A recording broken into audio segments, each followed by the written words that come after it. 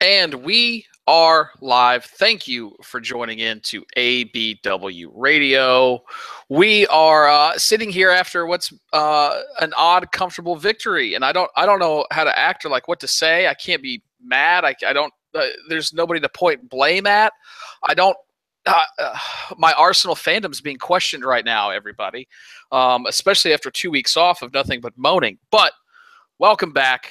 It's good to be back with you after a few weeks off here. I am the Colonial Cannon, Mr. Shredder himself. I'm joined by a very prestigious guest today, and Josh. We'll get to the most prestigious of them first, though. It's our good friend Stefan Selby, who runs the ABW Pro Clubs and video gaming community for ABW. Stefan, welcome. Hello, everyone. Oh, so good to have you. I'm happy we were able to get you on this week, and it's better than having to sit here and listen to Danny moan about players not performing well in a 3-0 win. Well, they're out gallivanting around, aren't they? So I think they are. I think they are. I'm also he is in a ginger sandwich today because alongside him, we're also joined by our good friend Josh. Josh, how are you today, sir? I'm great. Arsenal have done a win, and the weather's bad outside, but it could be worse. It could be very worse. You could be in Florida right now, and all of our thoughts and if you pray, all your prayers, everything, please send that out to all the Gooners and everybody in Florida, as they're about to be just absolutely, hopefully not destroyed by Hurricane Irma. I know our good friend Chris Latato's down in Orlando right now, who plays pro clubs with us as well. So shouts out to him. Hope everybody there stays safe. So yeah, we will be joined by Ellis. But he's having a fight currently with a computer, and it sounds like the computer's winning, so he will join us shortly. But man, 3-0 at home after what was a really sort of seemingly unending international break with a transfer window that closed on us, with only one big name going out, and Oxlade-Chamberlain. We'll come on to that in a little while. And then we just sort of had a 2 weeks to really sit and stew over what was just a dismantling of us at Anfield by Liverpool a couple weeks ago. And so I don't think anybody really came into this match too confident that we would win as comfortably as we did today. But Stefan, when you saw the lineup posted this morning on our Arsenal social media, what were your initial thoughts there? And did you have any confidence? What did you think about Sanchez being on the bench, Kolasinac being on the left? It was pretty odd having a right wing back playing at right wing back and a left wing back playing at left wing back. What were your initial thoughts going in? Well, like you said, it was. It's not really odd having those players in the right positions. I mean, the strange thing about the Liverpool game is, Wenger is all about balance. Like, that all his teams have been like about balance, and for him to go with that Liverpool was crazy. But actually seeing Kolasinac on the left, we really saw what he could do really early on today, and Bellerin looks a lot happier, and I think the team looks a lot happier around it as well. In midfield, we had the Ramsey-Xhaka combination. I think a lot of people wouldn't have been too surprised if that had changed.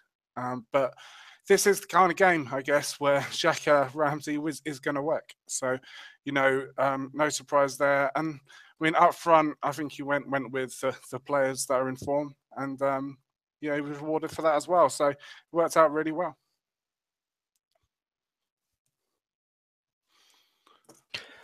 JC Belland, you're on mute. I've straight pulled a Gimli. That's exactly what I've done there. My apologies, everybody. I know better than that. Anyway, Josh, I want to come on to you. The starting lineup, I think everybody was pretty pleased to see Kolasinac come in. We stayed with the back three today as well. What were your sort of thoughts about, did we need a formation change? Were you surprised when the formation came out and you saw it? We were sticking with the back three. What were your thoughts on sort of how he tactically went into that match? I thought we would go for a change. If one was going to happen, it makes sense after an international break to then move to the four at the back.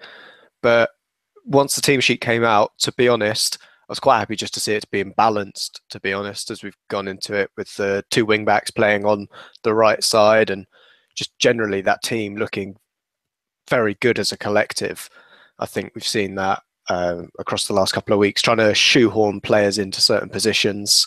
And obviously it's a lot easier now that Oxlade-Chamberlain isn't at the club, that we don't need to crowbar him in. But I think overall, I was very happy with the team and really surprised, to be honest, that we did see three at the back continue. But, you know, with the result going the way it did, I'm happy to, you know, let that lie for the moment. But I still think there were moments when four at the back would have served us better. But don't want to, picking holes in a performance that was. We wouldn't be Arsenal fans if we didn't find something to complain about.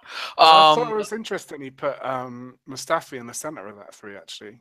Like, he moved Koscielny out to the right. And, yeah, I mean, Mustafi does seem to read the game quite well, even though sometimes he jumps in a little bit. So, you know, maybe he thought about it and thought, well, he's less likely to have to make like rash challenges and things from the middle, and you know, use Koscielny. So I mean, yeah, it was a surprise for me when I saw the team, but yeah, the more to think about it, I think it worked out quite well. No, I totally agree as well. I was pretty excited to see. I guess though, sort of the one thing for me was before the season when we signed Lacazette, everybody was looking forward to seeing Lacazette, Ozil, Sanchez, sort of as that pyramid at the top there. They would sort of rotate in and out there. I don't think, you know, definitely there are times when Ozil sort of is the furthest forward player there. So I was a little surprised, I think, today to see Welbeck starting. But geez, what an absolute performance by him. Finishing, and we'll come to the goals later, but Josh, I'm going to come to you on this, and then I want Stefan to sort of piggyback off of you here. But Welbeck's a player who definitely does get a lot of stick, but I think today we saw maybe why the manager was sticking with him. What were your thoughts on seeing him over Sanchez specifically, and did you take anything away from Sanchez being on the bench? Was it maybe more of a punishment as opposed to to sort of resting after the international break? I actually think it was the latter, the international break. Looking at the two players on face value, Alexis was absolutely hounded while he was out in South America. You know, they failed to score in both their qualifiers, I think. And, you know, there was talks of Chilean fans going and having a protest against the national team, and that Alexis' new girlfriend is making him fat, and now the dogs are fat, and everything's a problem for Alexis at the moment. But other than that, yeah, looking at what Danny Welbeck did over there, I know it was against lesser opposition, but the goal he did score was absolutely superb. We've seen him miss a lot of chances even this season early on, but to see him put a goal away like that without having necessarily to think, then yeah, the guy's in form, and that's how we should be playing and picking our team. We don't pick our team based on, you know, the big names. We pick our team based on form, and Welbeck is in better form than Alexis Sanchez at the moment, and he showed that with 2 goals. Stefan, your thoughts on Danny Welbeck and sort of his maybe not so much his performance today, but just his career so far, and where you think you see it going with the way this Arsenal team is structured? Well, I think he's a really useful player to have in a team. He obviously can play on that left-hand side, on the right, up the middle. He's going to work so hard for you. He's got the pace that can stretch any defence. But we all know that it really comes down to, if you're a striker, you need to be able to put the ball in the goal. And you need, you know, being a striker and finishing is an art form.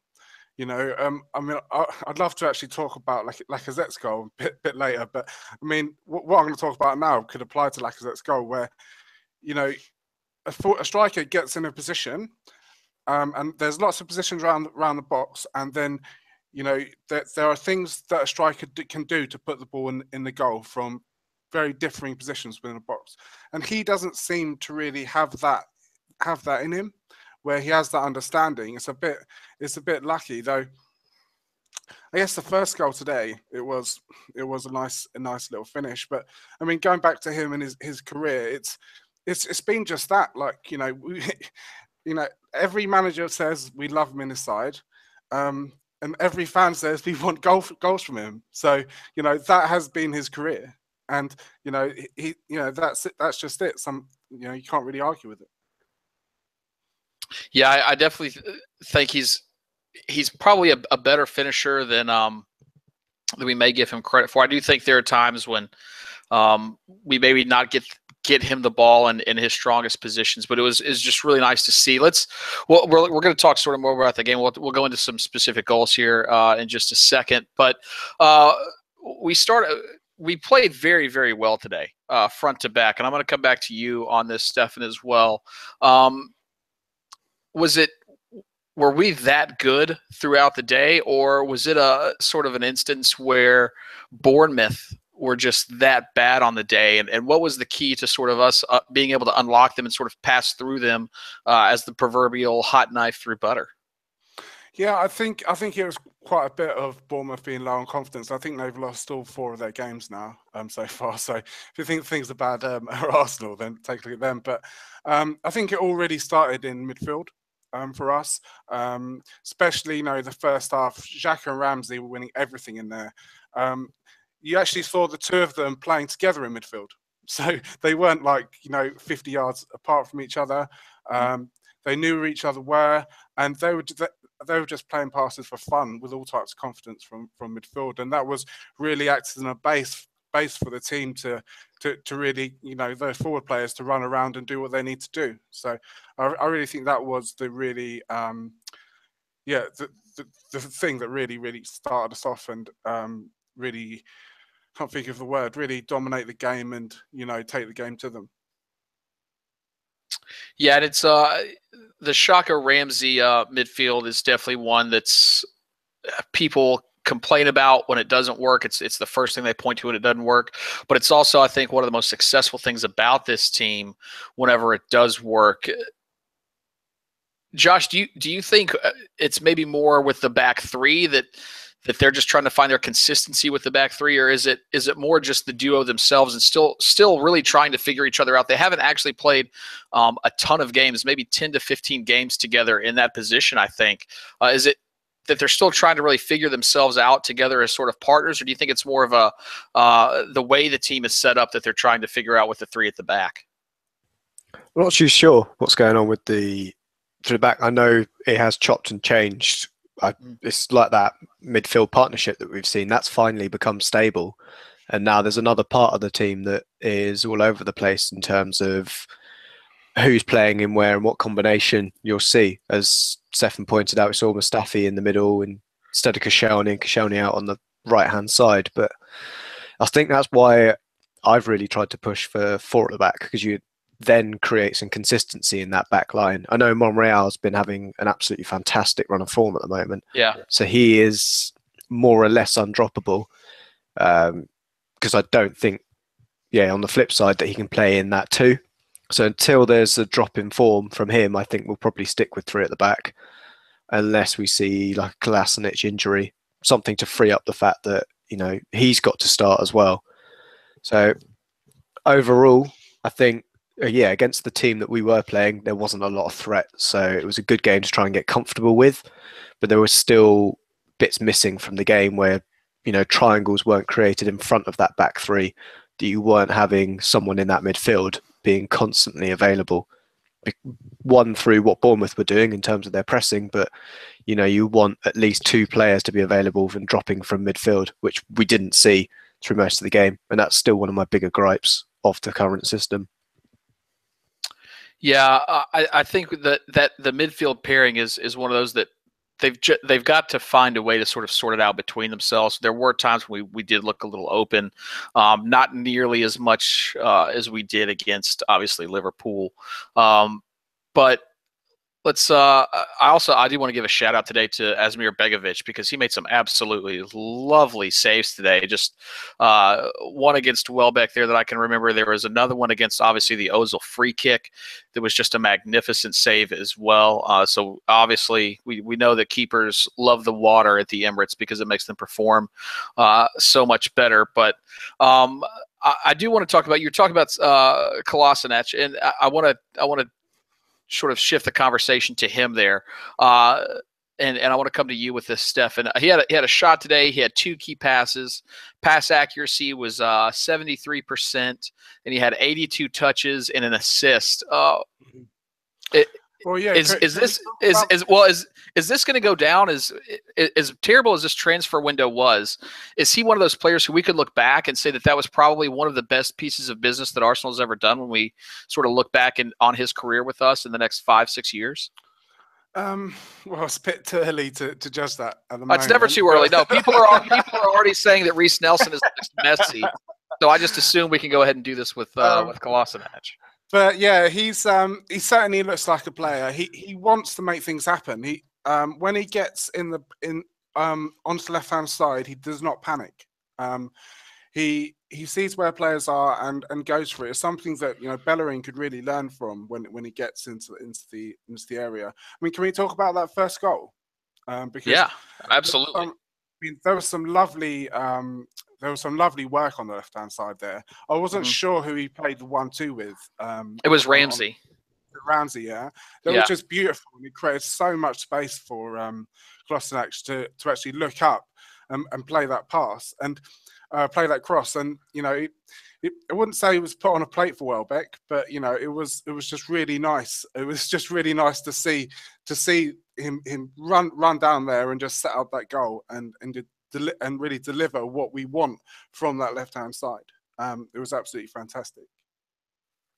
Yeah, I think it's one of a lot of people were complaining about our spend and how much we spent and maybe how they thought it was so little in comparison to our net spend, and we can get into that all day. But I think getting a player like Kolasinac on a free, I think today he really showed what he can do. He's such a physical presence in defense, but also, like you were talking about there, Stefan, able to really get forward and push this team. I want to come to another player on the left who you mentioned it earlier, Josh, so I want to come to you. Nacho Monreal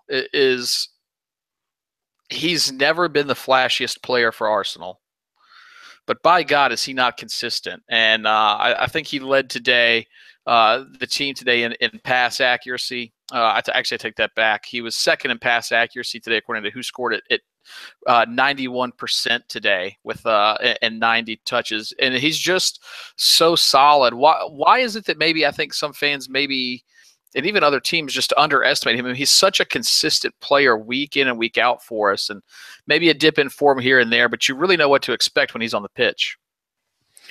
Yeah, I don't know. I think it's perhaps that there's not a huge amount of flair to his game. He's one of those very consistent performers. I think almost every team has got one of those players, like a really underrated player can go through other teams in the league and pick those underrated players out pretty simply. But he is one of those players. I think personally he's one of the most technically gifted in the club.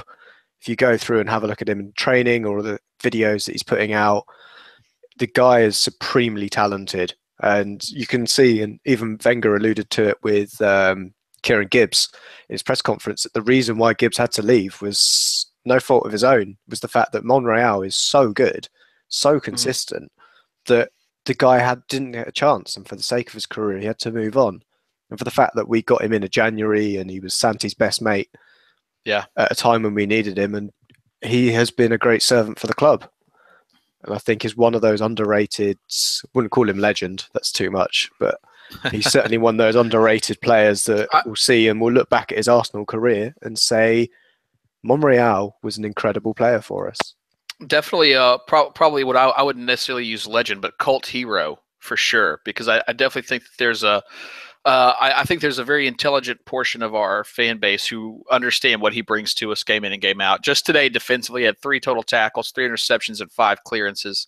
Mustafi really doing a lot of cleaning up at the back. 5 tackles, 2 interceptions, but 7 clearances, and then Koscielny with 1 tackle, 4 interceptions, and 3 clearances. So our defense definitely looked good today against what I would probably say was not the greatest attack they're ever going to face, but definitely is something to build on as well. Josh, I'm going to come back to you, and we're going to move further up the pitch here again.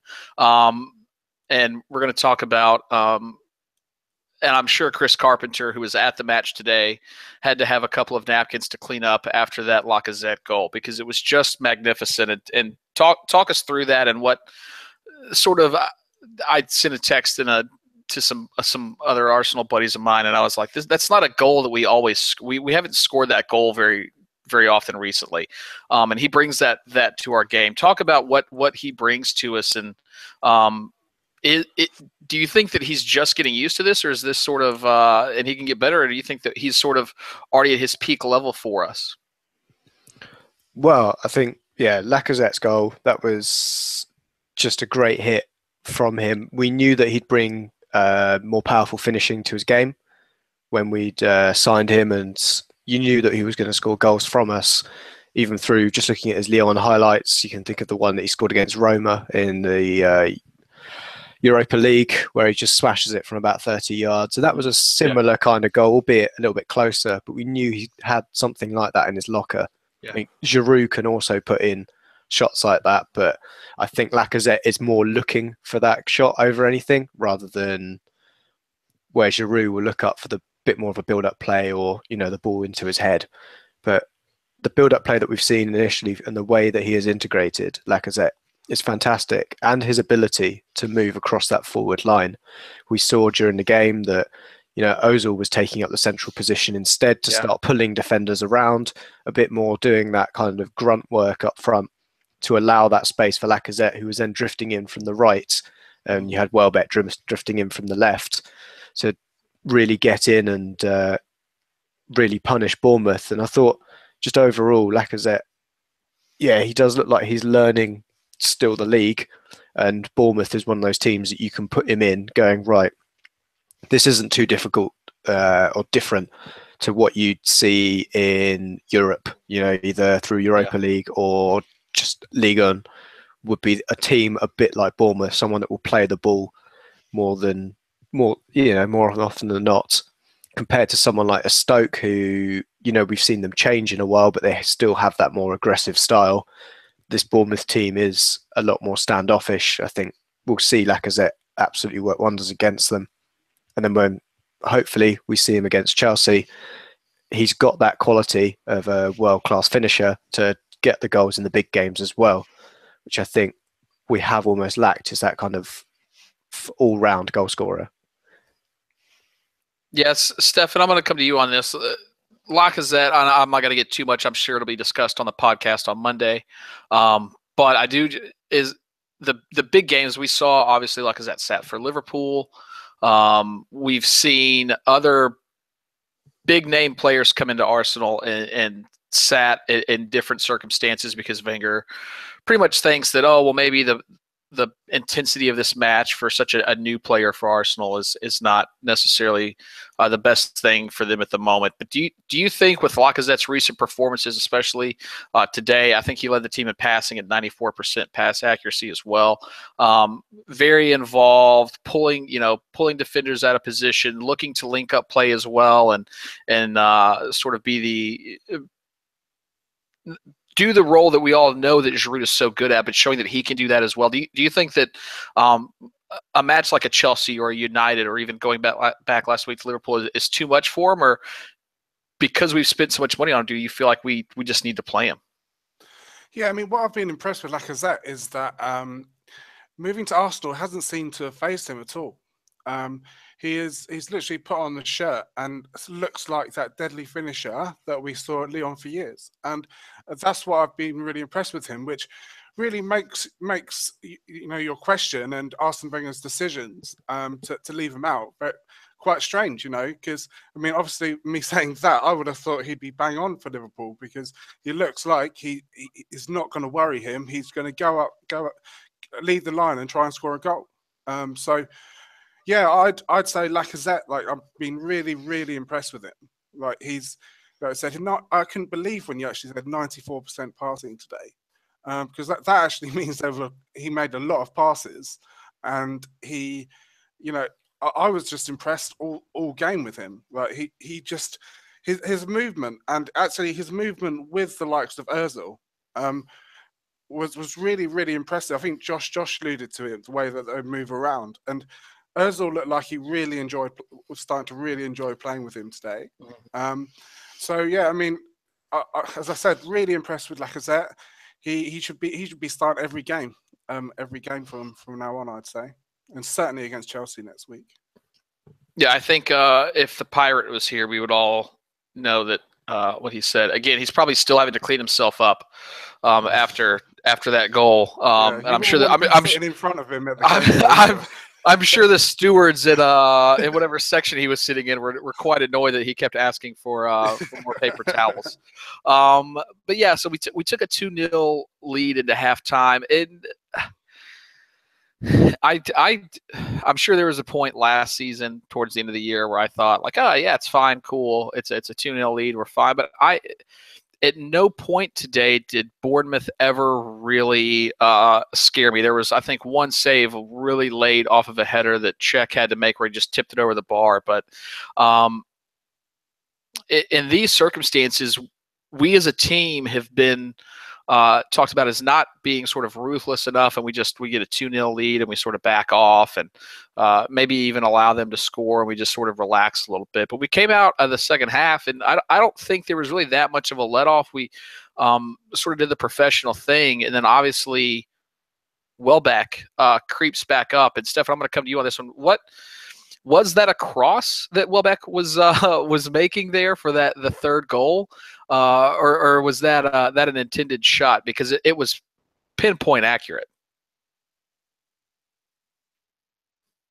I was on mute. Sorry. That was definitely a shot that he had today. Like, I mean, I talked about Welbeck earlier.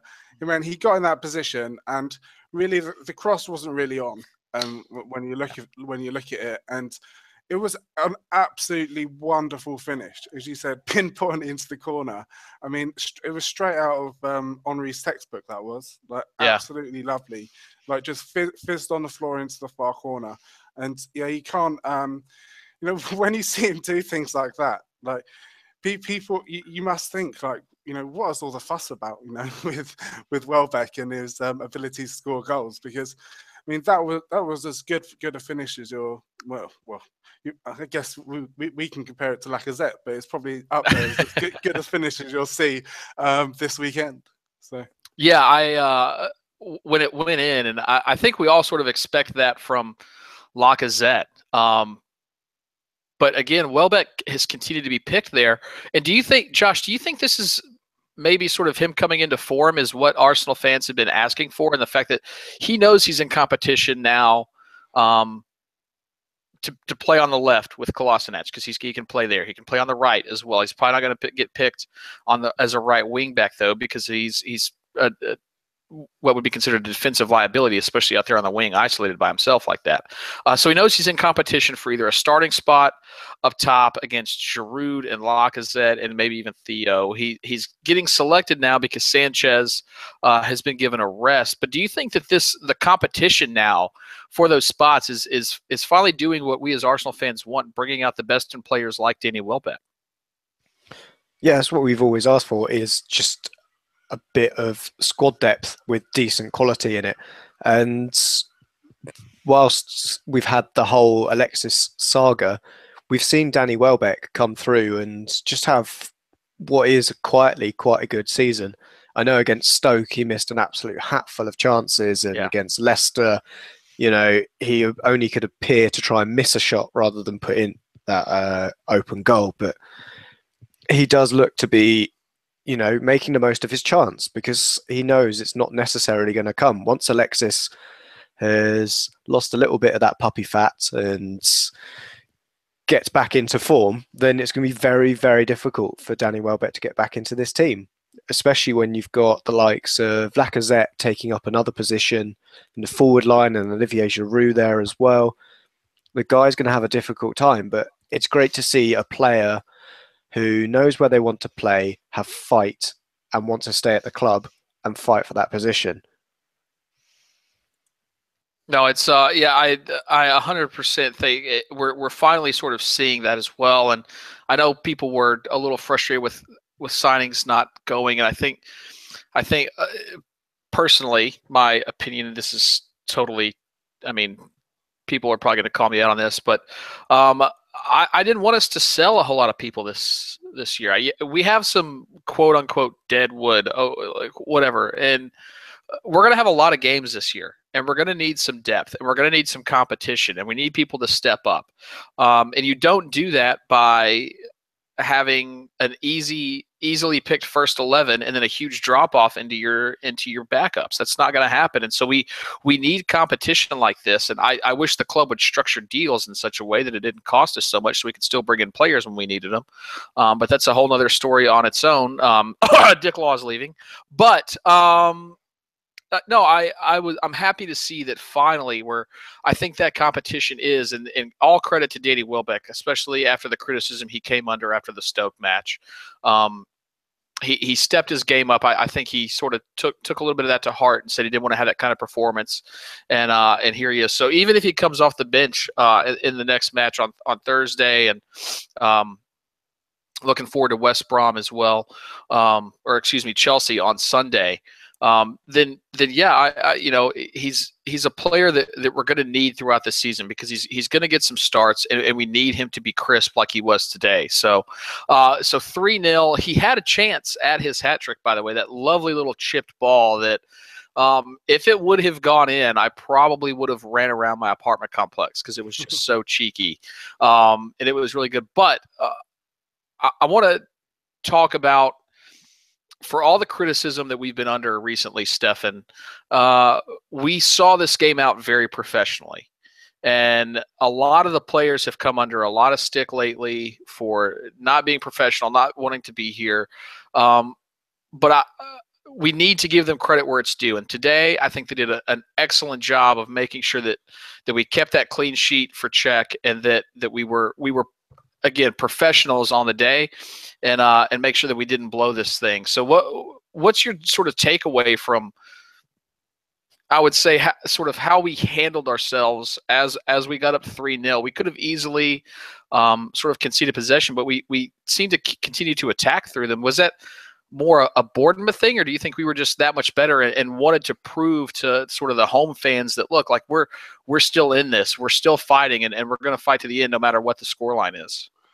Yeah, I mean, what was impressive today is that at no point during the match I felt that Arsenal let up.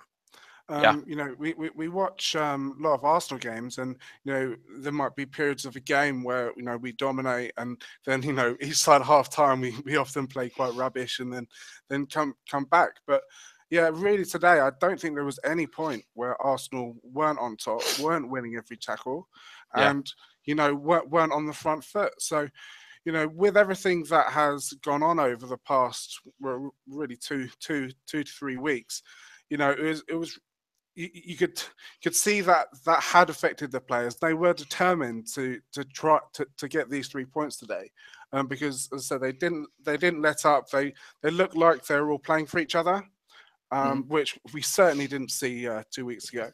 And it very much looked like a lot has happened over the past couple of weeks. They actually finally had a chance to get on the pitch, play together, and show people what they can do. And they showed the fans what they could do today, and they got the credit for it. And we should be giving them credit for it, because that's what we want to see as Arsenal fans. We want to see 11 players out there wearing red and white, working together 100% for 90 minutes, and winning football matches. And if you're not doing that, it's clear to see. And as I said, we've seen that so often over the past 2 weeks. That's all we've had to think about. We've had fans not believing in the players. They don't believe in the manager. They don't believe in the board. I guess that none of those things actually look like they actually believed in each other, to be honest. But at least the first step is getting those fans at the Emirates today starting to believe again, getting the fans listening today all around the world believing again that we can be proud to be Arsenal fans. We can be proud of our team, and we can, when they go out there, we can cheer them on, knowing that they're going to give that 100%. So that was my real thoughts on today, and really how it affected the past couple of weeks. Yeah, Josh, your sort of thoughts on just overall today and the performance, and but before you get to that though, if you guys have questions, go ahead and start chucking them in the chat there. We'll start pulling them out, and I do want to give big shout outs to everybody. Akib is in the chat box. Lazy Python, Thunder Road. I see Keith O. Some idiot named Stefan Selby is in there as well. K-Man Arsenal Forever, Daniel Cronin. Thanks everybody for watching. If you guys do enjoy what you see, give us a thumbs up, por favor. Chris and the Fat Man Danny really like to see that. So please do. We appreciate it. So Josh, your thoughts on today? I think it was the team and the result that we needed, definitely, across this after the international break and what happened, and with a transfer window that was potentially bittersweet, I think is probably the best way to describe it. But overall, yeah, coming against a team that is bang out of form and dispatching them coolly and calmly, I think was just, what we needed. But I think we've got Cologne midweek. I think that's another chance to can we call that midweek? Is Thursday at 3 p.m. Eastern? Well, where I am, 3 p.m. Eastern. Is that mid? Can we even call that midweek? Sadly, yeah, close enough. We're going for Close it. It's enough. not the weekend anyway. True. But yeah, we'll go with playing Cologne, and that'll be a sterner test. But it is a nice ramp up to Chelsea at the weekend. I know they're going to have an additional 2 days of rest. But to be honest, we don't necessarily need to play as many of our first team players as Chelsea will need to in their Champions League fixture. So the swings and roundabouts with that one. And I think we've seen a couple of times in the last, 3 of the last 4 meetings with Chelsea, we've beaten them. So I can't see it being a huge issue. We've beaten them with the 3 at the back system as well. I think overall we have really got a chance. Everyone's always said we'll get overrun in midfield, and we don't. We managed to, Ozil drops deep, and they just knock it around Kante, and we've shown against all of those players that they've got in there that we can take the game to Chelsea and beat them. Let's hope we do. Let's also welcome in, able to get his computer sorted. He's everybody's favorite hungover Mel. It's Ellis.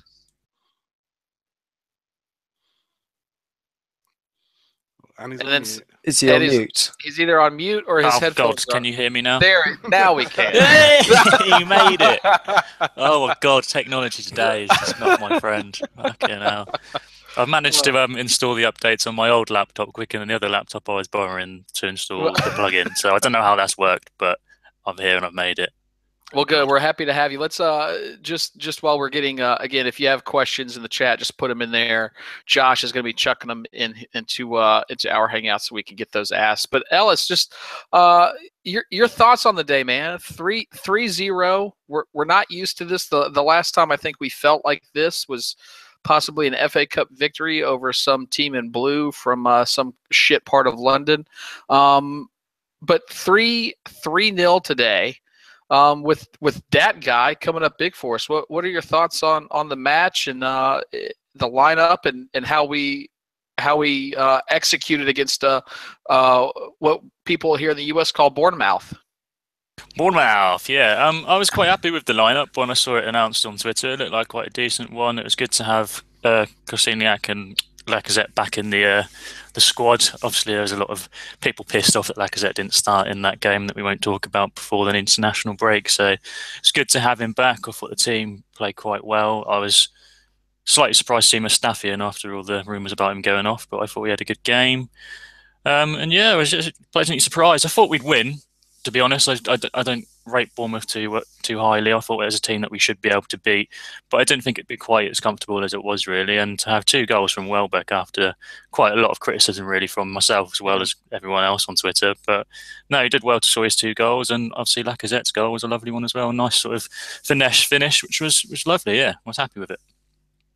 Nice. What I'm going to ask you about something here, and Maybe you're the wrong person to ask because I'm trying to steer this conversation in a certain way, but I'll try. Everybody, if you've watched this show at all for the last 2.5 years, you'll know I'm not the biggest fan of Wenger, but he got it right today. And as much as the team deserves credit, so does the manager. Is that a fair assessment, Ellis? Yeah, definitely. I've always said it. Like I've been quite critical of Wenger in the past, and a lot of people have. But I've always said if he does do it well and he does something well, he should be praised for it the same way that we'll criticise him when he doesn't do too well. But he picked a good team today, and they played well. So yeah, credit to him for doing that. Really. Yeah, I definitely think as much as everybody wants to berate him today he did get it right.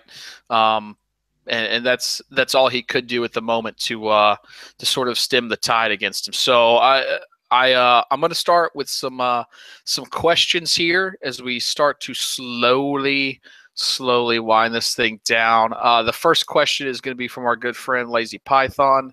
I'm going to direct this to Stefan. Stefan, Chambers, when's he going to get a sniff? Is it Thursday maybe?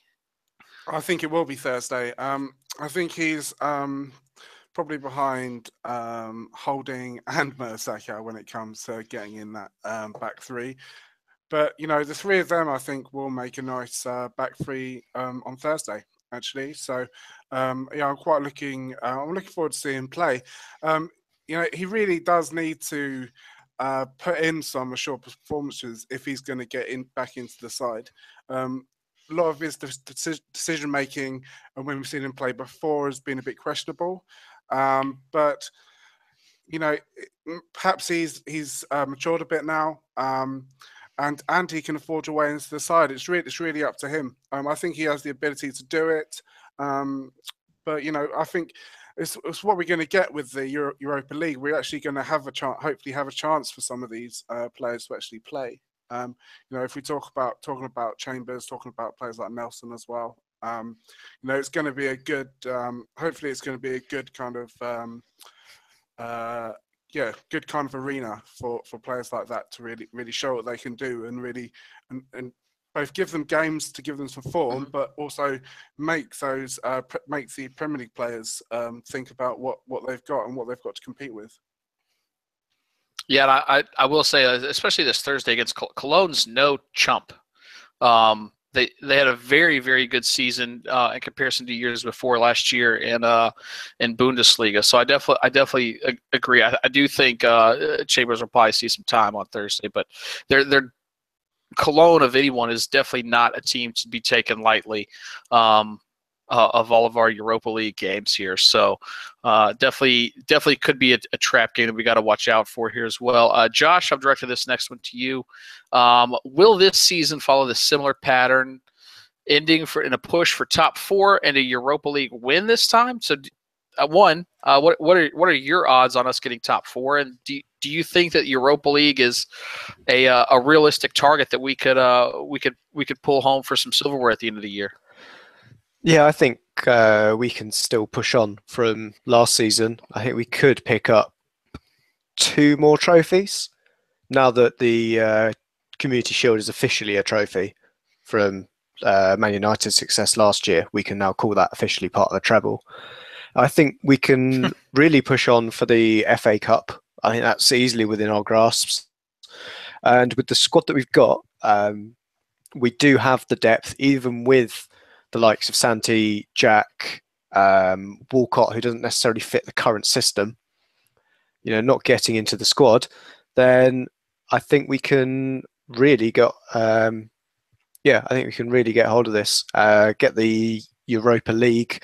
I think that's certainly a good test for us. I would expect us to at least get to the last 4 in that competition, because we're not sure who's going to come down from the Champions League. There could be a weird big team that drops in, but otherwise I'd be quite happy with I think getting that and then push for top 4. I think we can get in there. There's 2 teams that I think won't be as good as they were last season in Liverpool and Spurs, so I think there is a space in that top 4 for us to go into. I think Chelsea, United and City will finish above us. What do you reckon to that, Ellis? Do you think we can push on and get the Europa League and top four?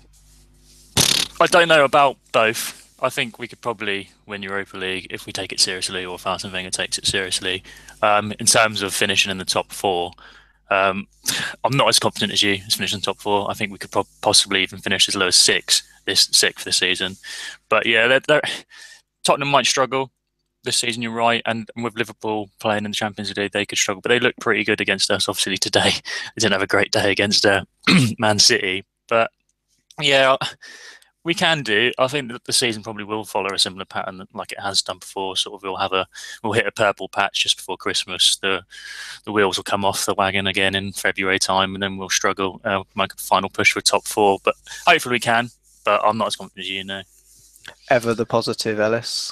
Ever Exactly. the positive. So I'll throw a question over to Stefan whilst Jace is AWOL. We'll go from Sports Genius. Lacazette appears to hate coming off. You can tell that from his attitude. Do you think that'll be an issue further down the road, Stefan, if we continue to substitute him? Well, to be honest, I haven't noticed it myself. It must be kind of unusual for him. He was a leader in that Lyon team. He was the main guy. He would never be taken off. He's got to get used to playing for a big club like Arsenal. When you have got the likes of Giroud on the bench, you are going to get substituted. You're going to have to play a lot of games, and you're going to have to get used to the fact that it's a battle. It's a battle to stay on the pitch for all that time. So, yeah, as I said, he's got to get used to it, and it's part of being a big club. I'm back. The 3 beers and coffee have finally caught up with me. Okay, so I assume we just talked about Lacazette there. Some guy named Akib, never heard of him, asks Jack Wilshere, where's his place in this squad? I think there are definitely a couple of players. And Ellis, I'm going to come to you on this one. And then I sort of want everybody's thoughts on this. We've got Jack and we've got El Neni as well in the midfield. And do you see those guys as more just sort of rotation players, or do you think that they could actually come in and have an impact this year? For me, both of them, I'd probably see them as rotation players. I think El Neni's he's quite sort of like a jack of all trades, sort of master of none. He's just got a good engine, and I think he'll be quite good to rotate in, but I'd much rather have the likes of Aaron Ramsey and Xhaka ahead of him. And as for Jack Wilshere, he can prove on his day he can play quite well, but it's just obviously the injuries that have hampered him throughout his career and have perhaps taken their toll a bit as we move on into this season now and when he was with Bournemouth. But I think they'll definitely both be used, or both need them, especially with Europa League as well. How many games we'll probably end up playing this season. So I can definitely see a place for them in the squad. But for me, as rotation players, but I could be proved wrong. I could see Jack Wilshere coming on like towards the end of games when the other midfield's a bit tired, and hopefully he can sort of do those sort of runs away from midfield and create something, maybe even play him a bit further forward, who knows. But for me, neither of those two sort of solve the issue with our midfield at the moment. I still think we need to get a player in, and I thought we needed to get a player in the summer to sort of fulfill that role, because there's no one there who's quite got the mobility, who's quite good enough to make our midfield that solid, and we saw how exposed they can be. But today, credit to the guys, they played well in midfield. So yeah, but for me, rotation for both of them. Gotcha. Josh, your thoughts on El Neni and Jack there? I really like El Neni. I think he, personally, if we were going to move to 3 in midfield at this point of the season, he'd be the player I'd bring in to go alongside Rambo with Xhaka holding. But otherwise, I think with Jack Wilshere, it's very difficult. He's kind of in Arsenal career limbo right now, where, one false move and he's out the door. We saw that with the huge furore that was created around his red card at the under-21s. I thought that was enough for me. That was almost the final straw to say that I can't be bothered with Jack Wilshere anymore. The consistency that he gets, is just not necessarily there for us, and the way he's playing isn't necessarily useful for us. I think it'd be nice to see him drop back into the team, but again, in fixtures that aren't as important as others, I really don't know what to do with Jack Wilshere, because I think personally, for the money we can get for him, look, we got £40 million for Oxlade-Chamberlain. He's got a year left on his had a year left on his deal. Imagine the money we can turn over for Jack Wilshere and what we could bring in from the continent or just from elsewhere in the Premier League to replace him and get someone more consistent and just less, less injury prone. Yeah. I before I go to Stefan, I like Jack. I do. He has passion, spelled P-A-S-H-U-N, which I don't think – I'm the complete opposite on that, Josh, with the red card. He was a guy who received a bad tackle from behind, and I would have done the exact same thing most likely. I do think he has a role to play, whether that's as big of a role as he once was intended for. I think still remains to be seen. He's definitely got to stay healthy.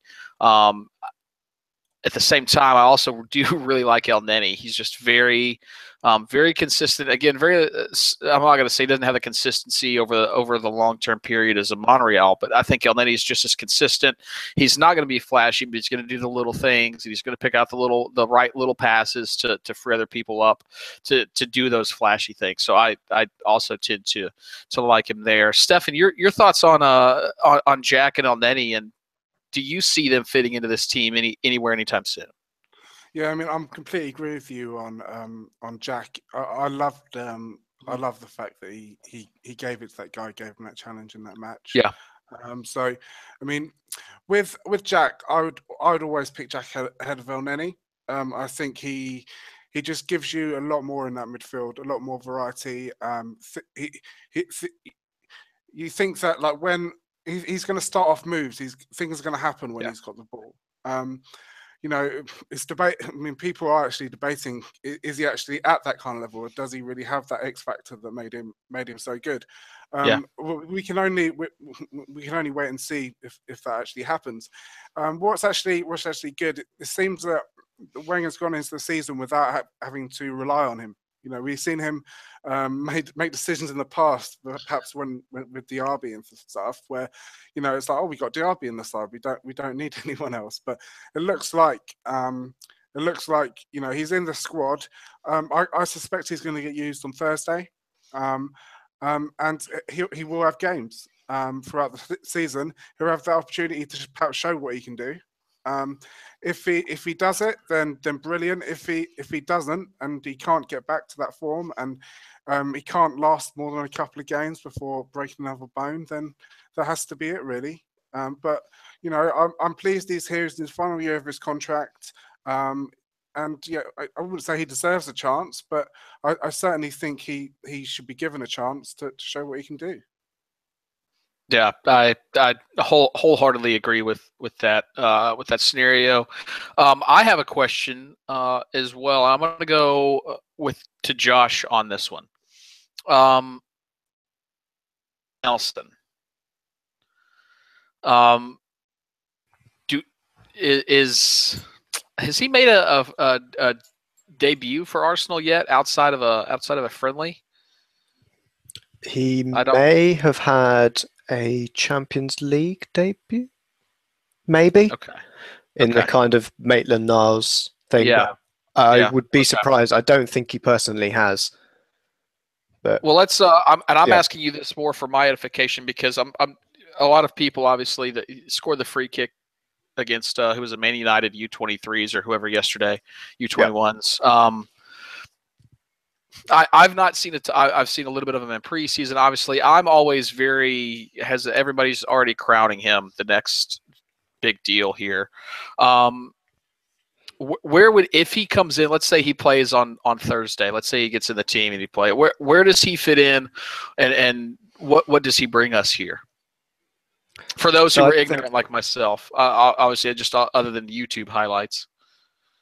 So I think where it might become a bit interesting is that the under-23s don't play the same formation as the first team.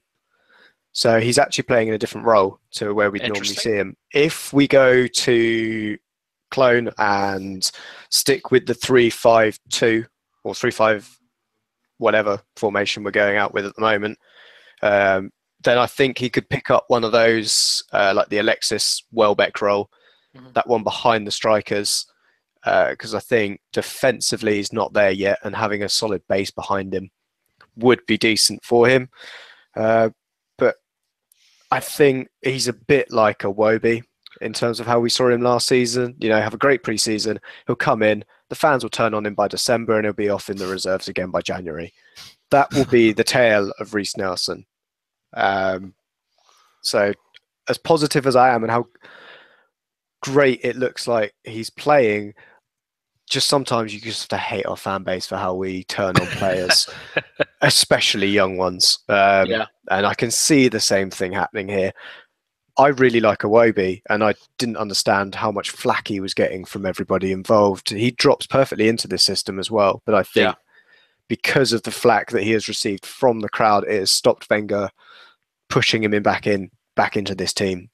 And from that, we just can't have it. It becomes poisonous.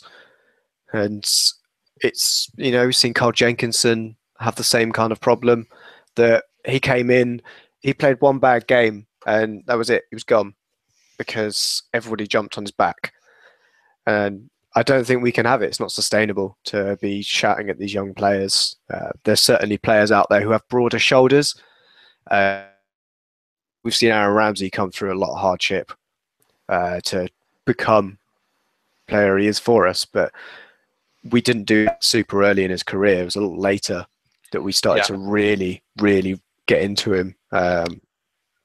And I think that's what we need to have, is just patience with these young players. And if he does come in, we just need to really hold on to them, play them in simple games where they're not going to get, overrun, where they can flourish. And I think we've got 70 odd games if we go all the way in most of the competitions that we're in this season. So there's more than enough opportunities for the likes of Reiss Nelson and the likes of Iwobi to get proper games for Arsenal without the necessity of going on a loan, which weirdly I can't think of the last player who went on loan for Arsenal and came back better after having a good spell at that club as well. Because you can say about Coquelin, went out to Charlton, came back a better player, but he didn't like Charlton. No, it wasn't Charlton that did that. And the other one I was thinking of was probably Bellerin when he went to Watford. Again, the same kind of thing. Didn't tear up trees there. Jack Wilshere's a different one because we haven't seen him come back for a start, and his Bournemouth spell was actually very good when you look at it. It depends if you actually watched Bournemouth last season or not. For how you deal with how well he played last season. But as I say, I think there's enough in it that we can get the players out and getting enough games for our youth players to rotate. Yeah, I think, again, especially the next couple of weeks is going to be key for our youth players. We've got Cologne on the 14th, which is Thursday. Then we obviously have Chelsea on that Sunday, but then we've also got Doncaster Rovers. I'm not even going to try to pronounce what the sponsorship name is. It's the League Cup. I'm going to go full Danny. I'm not calling it the Carabao Cup or the Capital One Cup or the whatever cup. I'm just going to call it the League Cup because that's what it was. My piss flaps in it. Anyway, that's my Danny impression, and you guys and make that what you will. But yeah, there's a lot of opportunities for the youth players. I was surprised not to see Iwobi come in today. I thought a 3-0 lead. Why not bring him on? Bring him and Sanchez on and put Sanchez up top. But hopefully we'll see a little more of him over the next couple of weeks. Like I said, with a couple of good matches for some of maybe the more fringe players and youth players to be able to get some game time here. Let's go on to our next question here.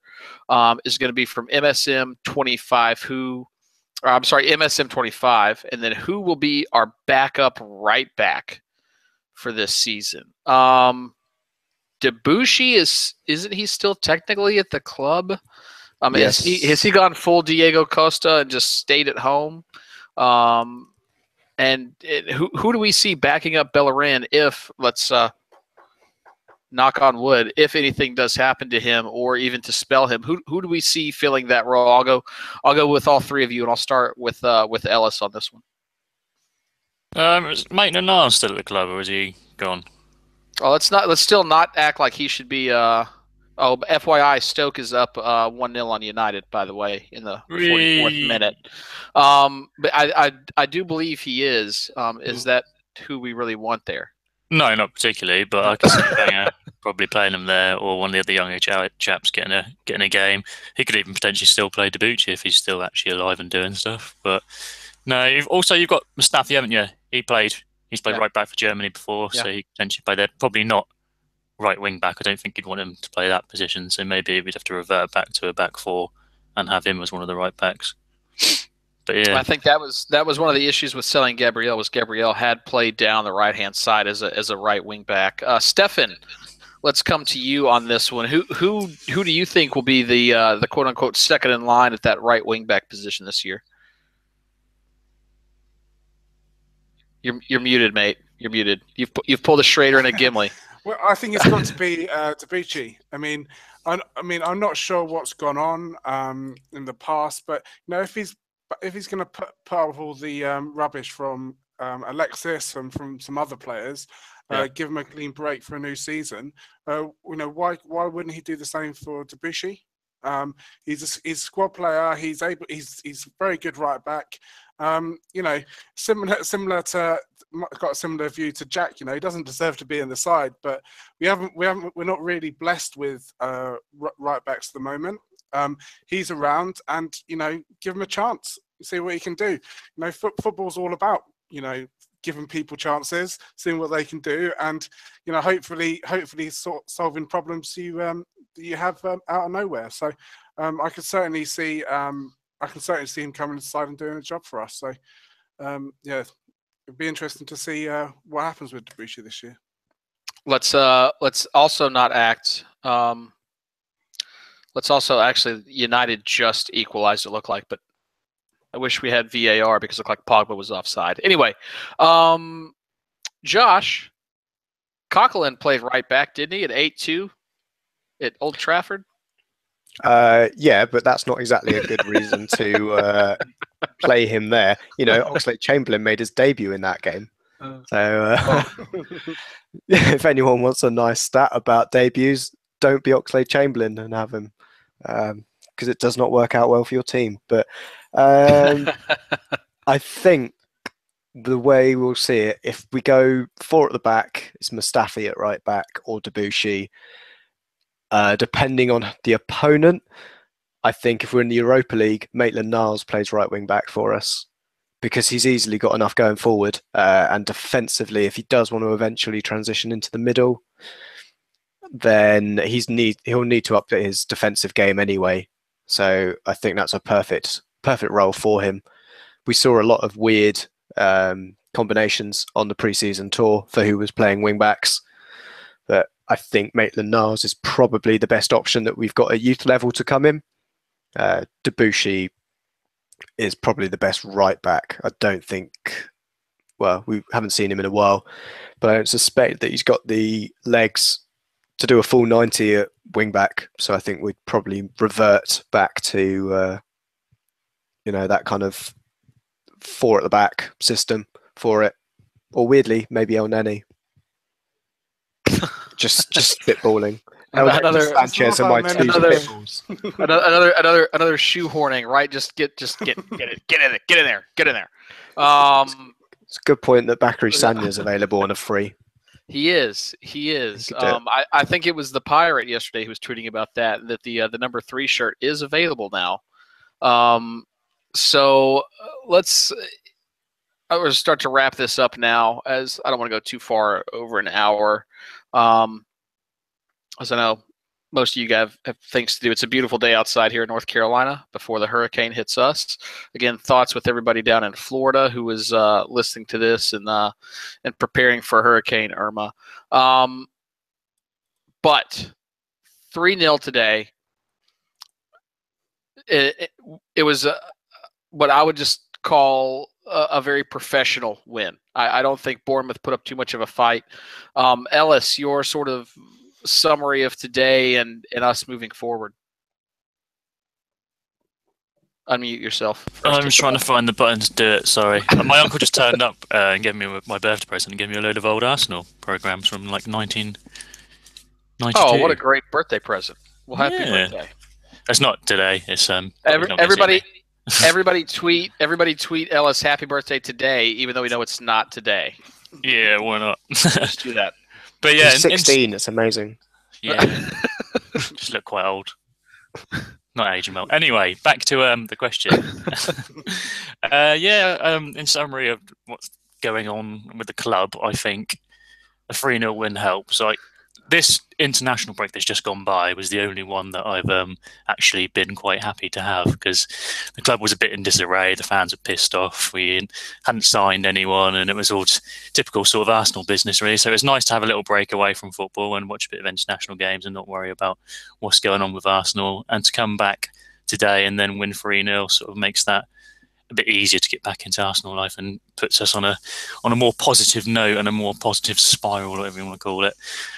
But yeah, we just got to move on from this and build on it, really, and hopefully we can get into the sort of get a run of games where we can put some wins together and look good, and the confidence is back in the team and the squad. And yeah, we need to really get back to winning ways, and it's going to be difficult because as soon as Arsenal do lose a game or don't play particularly well, everyone's going to be back on the manager's back again, and the fans are going to be unsettled, and then there'll be another bad atmosphere. So the more we can win, the better the atmosphere stays. The longer we can keep it a good atmosphere, hopefully the better we can perform. So it's all sort of cause and effect, really, isn't it? But yeah, I think it's good. If a 3-0 win's good, and it's nice that Lacazette scored and Welbeck scored too, because like we were saying earlier, he does get quite criticised, and rightly so, because his finishing's not been great when he's been in front of goal, but that'll help his confidence, and hopefully he can go on a bit of a goal-scoring form. We'll have to wait and see.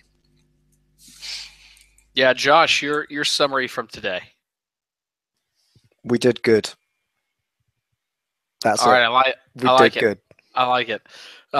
Stefan, first, I want your summary of today, and then I also want how people can contact you or us if they want to join sort of the pro clubs. I know there's a Destiny group as well with ABW, but let your summary today, and then let people know how they can get involved with the pro clubs.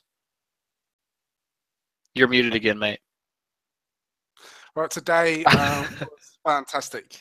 Yeah. We after everything that's happened over the past couple of weeks, to see Arsenal put a performance out like that was, it's really cheered me up.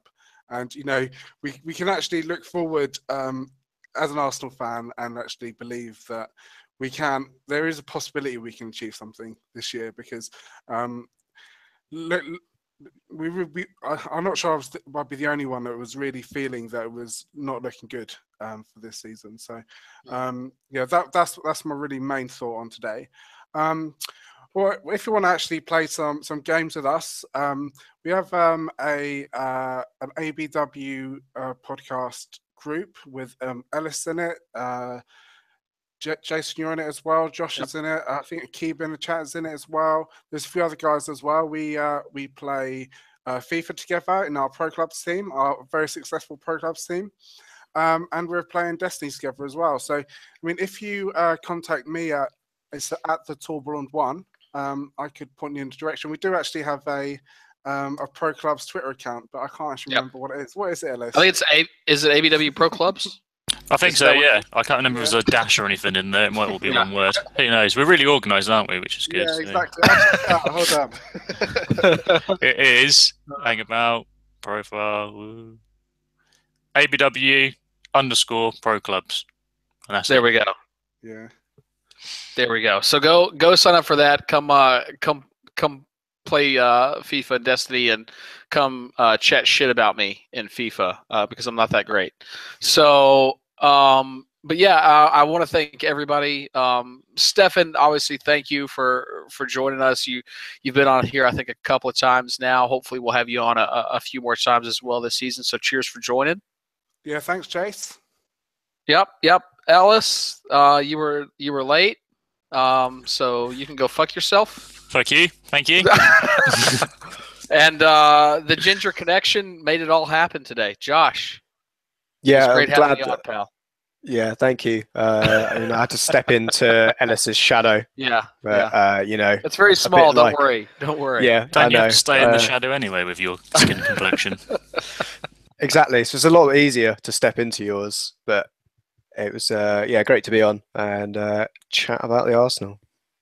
Absolutely. Thanks again to everybody who watched today. We appreciate it. Again, give us a thumbs up. Even if you hated us, just give us a thumbs up for the people that actually do like us. And don't be a twat. Thanks. And I do thank you to Danny, who's in the chat box as well, who actually got me the password this morning for the ABW account, because I definitely needed it, because he changed it on me. But just some stuff coming up this week with a Bergkamp Wonderland. Obviously, the podcast will be recording Monday night. I do not know who is on. There may be a surprise visit from our good friend Aussie Dom, who is actually in England today. I know a bunch of the ABW buddies, our pals from near London were around there. Davies and Carpenter, and I think Raj and our good buddy Jeff Arsenal, Mr. Goonerholic. We're all at the match today together, watching a great win. So it was a good time for them. So give them some love today if you're in London as well. Go buy Aussie Dom a beer, because he may be a health nut in Canada now, but I'm sure he's drinking plenty of pints while he's over in London. So go give them a shout. Thanks again, everybody, for watching. We if it wasn't for you guys, we would just be four idiots sitting here on our computers talking to no one. So thank you guys.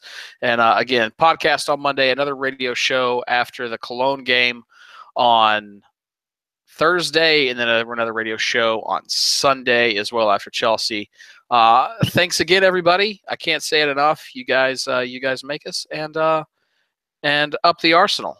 You guys have a great Saturday. Ta-ta.